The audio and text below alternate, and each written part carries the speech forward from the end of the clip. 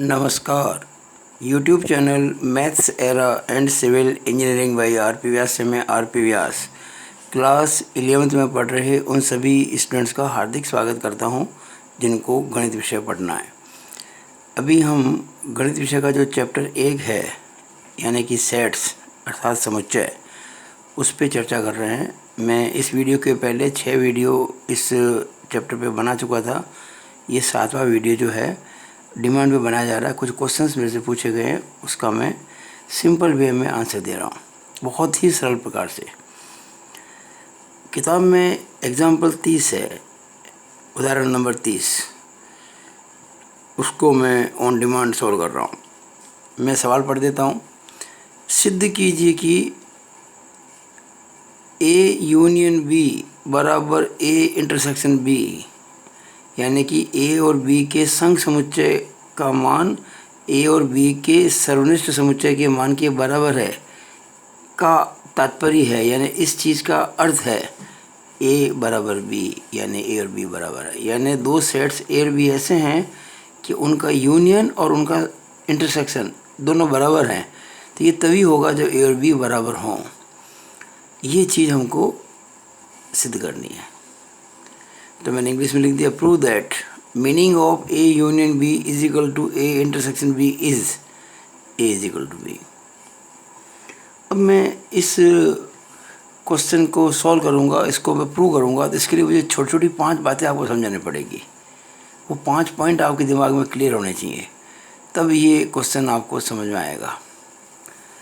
तो मैंने लिखा है इस चीज़ को, ध्यान दीजिएगा। इसको सिद्ध करने के लिए हमें याद रखना होगा कि to prove this we have to remember that. देखिए, पहला, मान लीजिए कोई एलिमेंट है x और वो सेट A का एलिमेंट है, यानी कि माना जो x है वो समुच्चय A का अवयव है, ऐसा हमने मान लिया। और उसके बाद हमने कुछ ऑपरेशंस किए, कुछ और काम किए, और आखिर में सिद्ध कर दिया कि यही x जो है वो B का भी एलिमेंट है। यानी हमने x एलिमेंट A का मानते हुए x एलिमेंट B का प्रूव कर दिया। तो हम सीधे कह सकते हैं कि A is a subset of B, यानी जो A है ये B का उप समुच्चय है। ये पहला आपको याद रखना है, इसको मैं काम में लूँगा।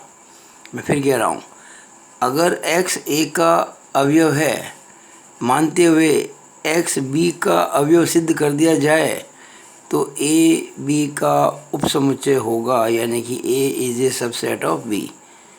2, इसी तरह से जैसे मैंने x को माना ना A का एलिमेंट, या मैंने y को मान लिया B का एलिमेंट। अगर हम y को B का एलिमेंट मान लें और करते करते कुछ क्रियाएं हम y को प्रूव कर दें कि A का भी एलिमेंट है, यानी B का मानते हुए A का एलिमेंट है, तो इसका मतलब होता है B जो है वो A का सबसेट है। वहाँ A को मान के B पे पहुँचे थे तो A B का सबसेट था, या B को मान के A पे पहुँचे तो B A का सबसेट है। ये 2 चीज़ें। तीसरा कि भाई अगर A सबसेट है B का और B सबसेट है A का, यानी 2 सेट जो हैं एक दूसरे के सबसेट है। ऐसा भाई तभी होता है जब दोनों सेट बराबर हों, वरना सोचो आप एक सेट में एलिमेंट 3 है और एक में 4 है, तो जो 3 वाला तो 4 का सबसेट हो सकता है, पर क्या 4 वाला 3 का हो सकता है? क्या सवाल ही नहीं। तो ये ध्यान रखें, अगर A सबसेट है B का और B सबसेट है A का, तो A और B बराबर होंगे। चौथा पॉइंट, अगर कोई एलिमेंट x किसी सेट A को बिलोंग करता है, यानी कि x अगर A का अवयव है, तो वही x A यूनियन B का भी अवयव होगा। इस बात को आप गांठ बांध लें। यानी x is an element of set A, then x will be the element of set A union B। और अंतिम बात 5वीं, if x belongs to A intersection B, यानी कि A और B का जो सर्वनिष्ठ है, A और B का जो इंटरसेक्शन लेंगे सेट का, उसको x बिलोंग करता है, यानी उसमें x आता है। यानी A और B का जो सर्वनिष्ठ लेंगे, ऐसे एलिमेंट जो A और B दोनों में है, उनमें से किसी को मैंने x माना है। इसका मतलब ये है कि x A का भी एलिमेंट है एंड x B का भी एलिमेंट है। If x belongs to a intersection b means x belongs to a and x belongs to b। यहाँ एंड है और नहीं है, एवं है। यहाँ पे एवं कह दो, और कह दो, वो ओ आर और नहीं है, यानी कि अथवा नहीं है, या फिर या नहीं है, ये नहीं है। एवं है, और है, एंड है, ये सब सही है। तो ये 5 बातें जो हैं आपको ध्यान रखनी है। अच्छा, मैं इन 5 बातों को समझाने के लिए थोड़ा सा मैंने आपके लिए एक छोटा एग्जांपल सोचे, तो आपको 5 बात समझ में आ जाएगी। हालांकि आपको परीक्षा में ये सीधे, आप इनको सीधे यूज़ करेंगे इन फॉर्म्स को, पर मैं आपको समझाने के लिए एक छोटा एग्जांपल लेके इस बात को समझा रहा हूँ।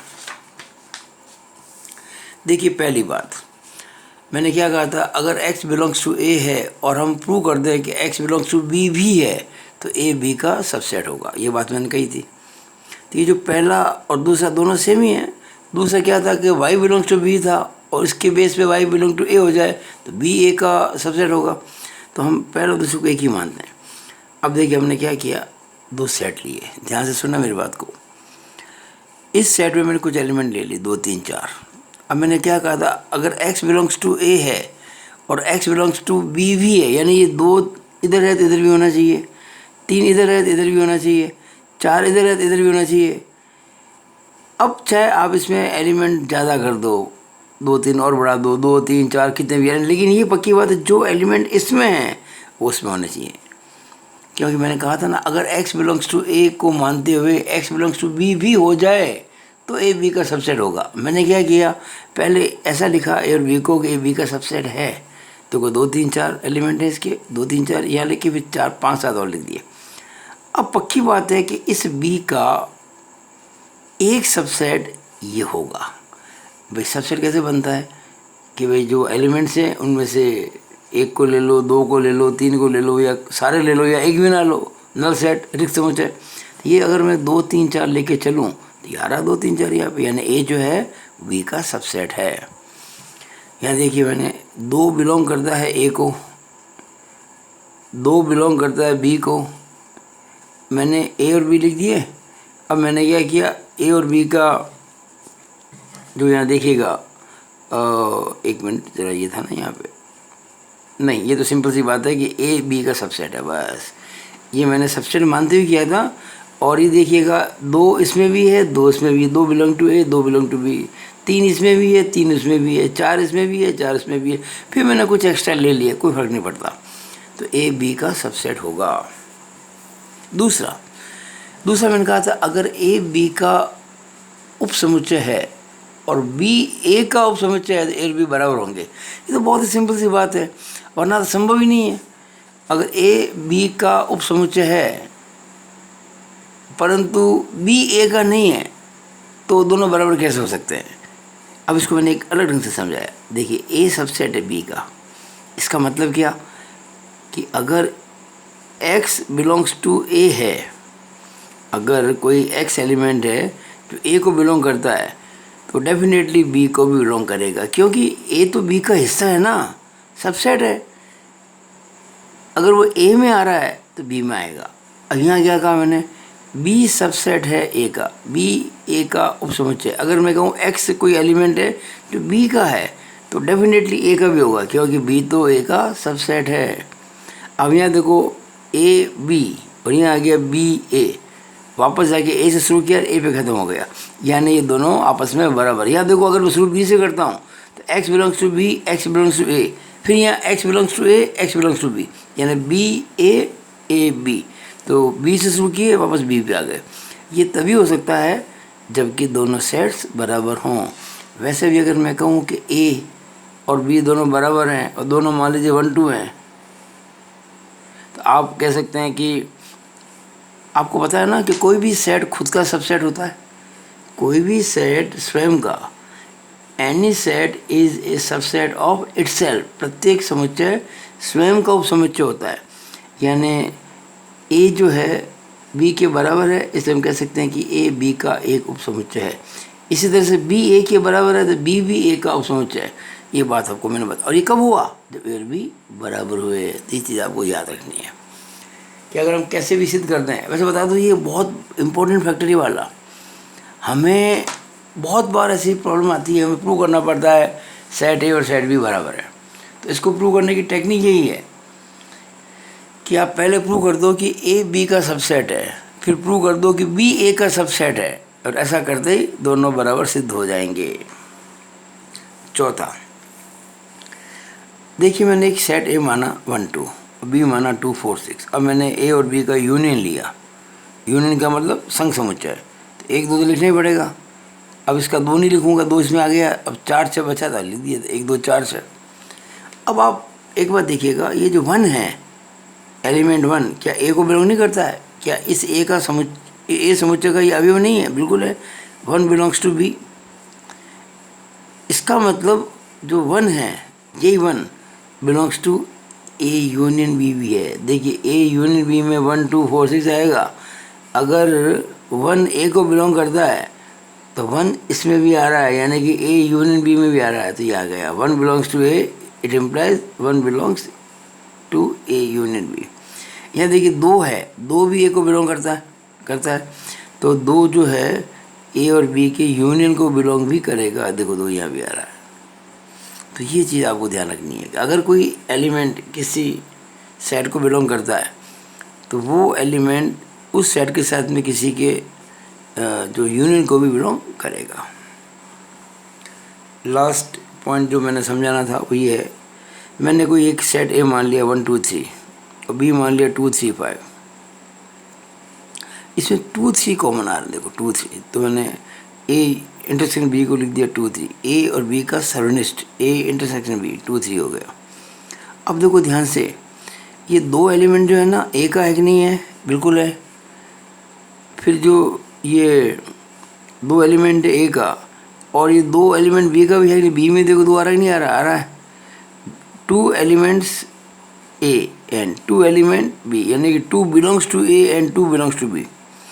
अगर 2 ए और बी को बिलोंग करता है तो इसके इंटरसेक्शन को भी बिलोंग करेगा। ये देखिए ए और बी का इंटरसेक्शन 2 3 है, तो 2 जो था अगर ए को बिलोंग करता है, बी को बिलोंग करता है, तो ए और बी के इंटरसेक्शन को भी बिलोंग कर रहा है। 3 देखिए, 3 ए को बिलोंग कर रहा है, वही 3 बी को बिलोंग कर रहा है, तो 3 ए इंटरसेक्शन बी को भी बिलोंग करेगा, कर रहा है। दिख रहा है आपको साफ साफ? तो ये आपके 5 बिंदु हो गए जिसको समझा के अपन आराम से ये क्वेश्चन सॉल्व कर सकते हैं। अब मैं देखिए कितना आसान ये प्रश्न हो गया। एग्जाम्पल नंबर, ये हम एग्जाम्पल नंबर 30 करने जा रहे हैं। पुस्तक में इसको 4 5 लाइन में, एक पैराग्राफ में कर दिया है। इसको मैंने 3 पेज में किया आपको समझाने के लिए। अब हम शुरू करते हैं। देखिए ये गिवन है कि now we have to prove that if A union B is equal to A intersection B then A is equal to B. Prove करना अपन को। हमें देखिए ए बराबर बी प्रूव करना। हम शुरू कहाँ से करें उसकी बात बता रहा हूँ। हमको ए और बी बराबर प्रूव करना है, तो पहले मैं प्रूव करूँगा कि ए बी का उपसमुच्चय है, फिर प्रूव करूँगा कि बी ए का उपसमुच्चय है, यानी कि सबसेट है। पहले करूँगा कि ए बी का सबसेट है, फिर प्रूव करूँगा कि बी ए का सबसेट है, और वो होते हम सीधे कह देंगे ए बी बराबर है। अब अगर आपको प्रूव करना है कि ए बी का सबसेट है, तो पहले x बिलोंग्स टू ए करना पड़ेगा, और उसके बाद वही मेथड जो आपको मैंने बताया था, एक करके हम सारी बातें करेंगे। तो शुरू किया मैंने, माना यानी late x belongs to A.